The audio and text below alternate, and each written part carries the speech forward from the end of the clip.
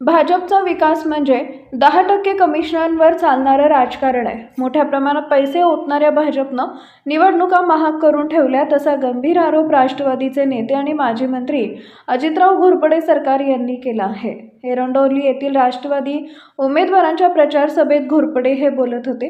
एरंडोली जिल्हा परिषद गटातील भाजपच्या उमेदवार स्नेहल उमेश मोरे, एरंडोली पंचायत समिती गणाच्या उमेदवार सुप्रिया सचिन तवटे, सलगरे पंचायत समिती गणाच्या उमेदवार सुजाता विजय पाटील यांचा प्रचाराचा शुभारंभ एरंडोली येथील जानवी देवी मंदिरामध्ये माजी मंत्री अजितराव घोरपडे सरकार यांच्या हस्ते श्रीफळ वाढवून करण्यात आला।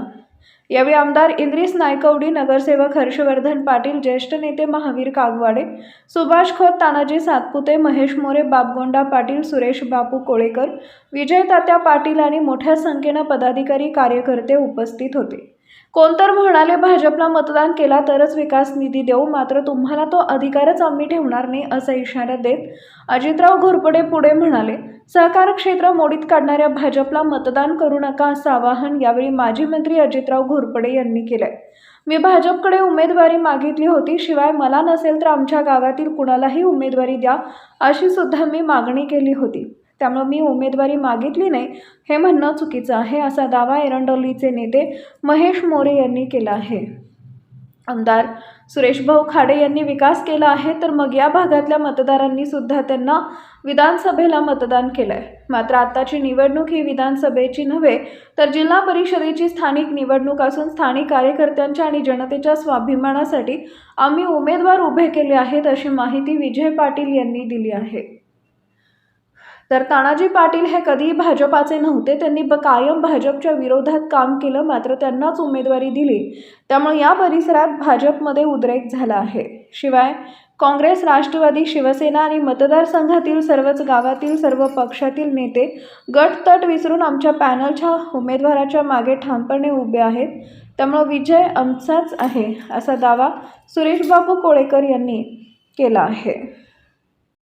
निवडणूक लागल्याबरोबर विकासाची भाषा कुठलं तरी कोल्हेकुई सुरू झाल्यासारखी सुरू झाली।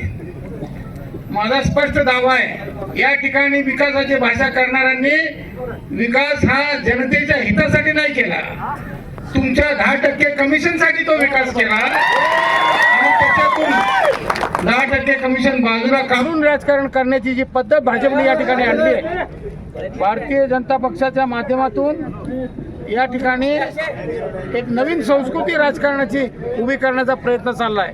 आज निवडणुका जवळजवळ सामान्य माणसाच्या हातातून बाहेर गेल्या, चांगल्याच्या तोंडाला फेसकुटी यायला लागला या निवडणुकीचा विषय काढला तरी सुद्धा कशामुळे पाळी आली? या भाजपमुळे पाळी आली। यांनी GST आणि व्यापाऱ्यांच्या माध्यमातून जो पैसा गोळा केला तो मतदानात वापरला, त्यामुळे निवडणुका आपल्या हातातून बाहेर गेल्या, आपल्या ताब्यातून निवडणुका सुटल्या, किंवा निवडणुका इतक्या महाग झाल्या की ते आता या देशाला सुद्धा परवडेना अशी परिस्थिती निर्माण झाली।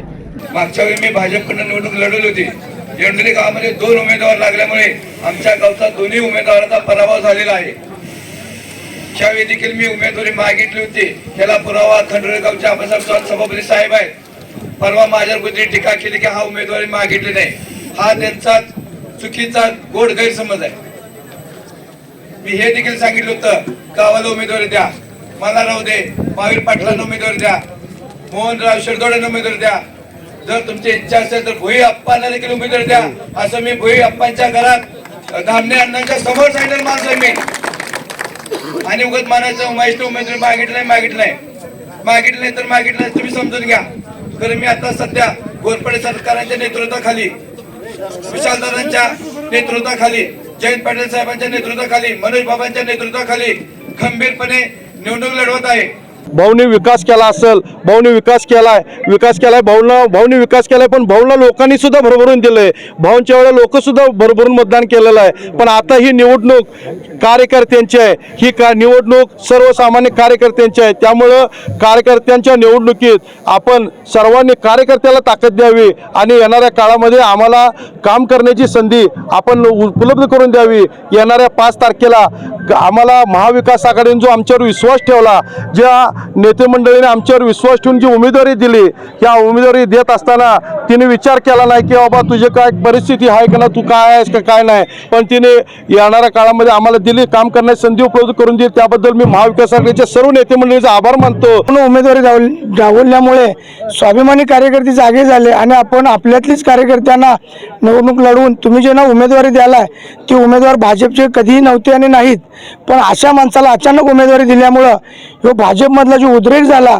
आणि मुळात काँग्रेस राष्ट्रवादीचा जो गट होता भाऊंच्या विरोधातला, ह्याने आपली अनेक वर्षाची वादग्रस्त जे एकमेकाच्या विरोधात क्रॉसिंग निवडणुका गाव पातळीच्या होत्या त्या सगळे मतभेद विसरून अन्यायाच्या विरोधात एकत्र आले आणि ही निवडणूक कसल्याही परिस्थितीत महाविकास आघाडी म्हणून निवडून आणायचं म्हणून सर्वसामान्यांनी ठरवलं की दल बदलू कार्यकर्त्यांना कोणत्याही परिस्थितीत विजयापर्यंत पोहोचू द्यायचं नाही या भूमिकेत. आणि ही निवडणूक मान्य सुरेश भाऊ यांची नसून सुरेश भाऊंनी जे विकास केलेला आहे त्या विकासासाठी सुरेश भाऊंना या लोकांनी मतदान यापूर्वी केलेलं आहे.